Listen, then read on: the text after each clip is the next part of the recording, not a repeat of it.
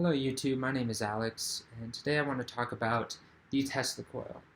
Now, if you've ever seen a Tesla coil or something that produces sparks, noise, lights up light bulbs, chances are what you saw was not a real Tesla coil. There have been almost no real Tesla coils replicated since Nikola Tesla invented the magnifying transmitter over 100 years ago. And that may sound astonishing to you, considering how famous Nikola Tesla is. Well, there's no money in research to recreate the actual stuff he was doing, because the coils he was making were absolutely massive. And their electromagnetic pulse spectrum, that's not the right word. The amount of electromagnetic pulses coming off of his coils was incredibly intense because of the intense oscillations happening with very wide swings between positive and negative voltage happening incredibly fast. And that is what a Tesla coil is designed to do very well. It takes 1 or 2 turn primary, maybe 20 turns on the secondary, which is very different from the common, you see, ordinary Tesla coils have dozens of turns on primary, thousands or hundreds of turns on the secondary, and the losses are absolutely horrendous. And basically, Tesla was not doing that. He was making big coils.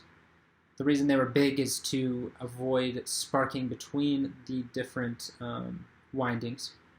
The larger the radius of curvature, the less sparking occurred.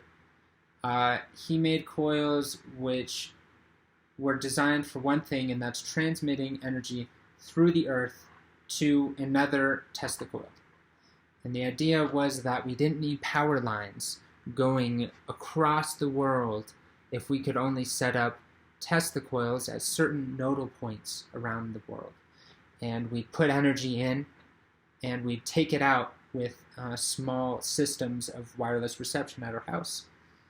And it's a beautiful system.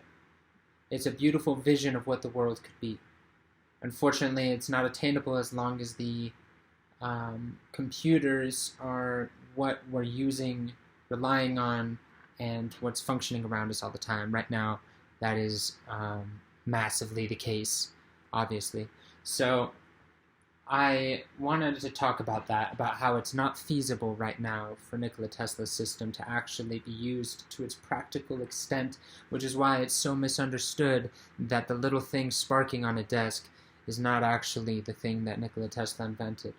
Now, I read plenty of books by people, for instance, Margaret Cheney here, who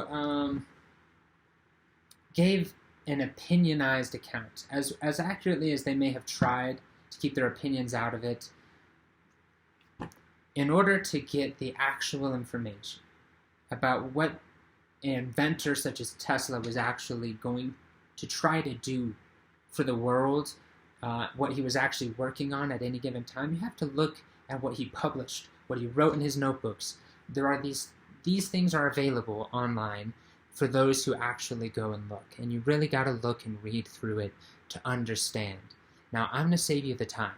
If you're not technically minded, if you don't get electrical engineering or think that's cool, if you don't want to understand the extent at which wireless electricity is feasible, then don't waste your time. Nikola Tesla was not, I repeat, was not trying to get free energy for the world. He understood that there were open systems available because of nature that allowed us to harness energy.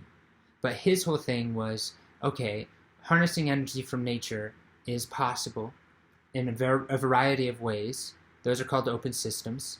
And we can take that energy and we can spread it around the world. Give everyone that energy. Give them the opportunity to do something with it, to do work, to turn motors, to light light bulbs, to heat their homes, and not have to use power lines. He invented 120 volt, 60 hertz AC power. He was very familiar with the downfalls of such a system. Primarily that you need to run lines across the whole continental United States, across the whole world, in order to provide power to people.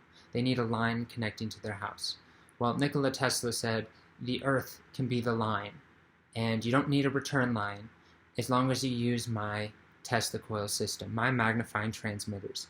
His Wardenclyffe was a large magnifying transmitter, and what that word means, what magnifying transmitter means, is just the perfected version of the Tesla coil. By the time Nikola Tesla spent over 20 years perfecting the design, he just called it the magnifying transmitter because it was able to magnify the input and transmit it over a large distance.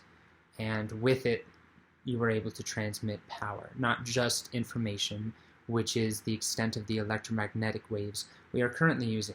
We transmit information. Power is not feasibly transmitted using standard electromagnetic laws. The way Nikola Tesla transmitted power was through the earth. It is not a system that you can just not plug your computer into the wall.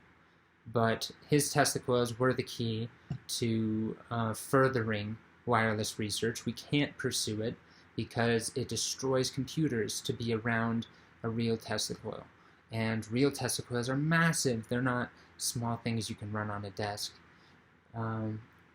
Modern electronics allow you to make them smaller, but as you make them smaller, there are extents because, for instance, if you're using solid-state technology, like computer technology, to switch your input, you're going to have problems with interference if it's not properly designed. And electrical engineering is a very hard thing to learn. It's not like you learn all this stuff in electrical engineering school. You know, I'm an electrical engineering student, and we don't learn about Tesla almost at all. His name's scarcely mentioned. You certainly don't learn about a Tesla coil. Such a thing is not considered to have any practical value. No one considers what Tesla says about it and his tests and things, which prove that it is practically valuable, just perhaps not with the current onset of computer technology. So I just wanted to clear that up a little bit. If you want to see real Tesla coils, you can look up the Eric Dollar Crystal Radio Initiative. These are actual coils that are designed based on Tesla's Colorado Springs standards, and they're some of the most up-to-date perfected designs Tesla posted before going into Wardenclyffe, and his research was just not posted at all in the second part of his life. It was believed he was trying to miniaturize coils, which is more and more difficult to do. You see, the smaller a real Tesla coil gets, the more precise the tuning needs to be. Everything gets more difficult. At higher frequency, very, very difficult to do. Larger Tesla coils are a bit easier to run, but you need bigger power typically for those larger ones. You need big space, no computers around, economically almost impossible. So you have very few people replicating it as a result.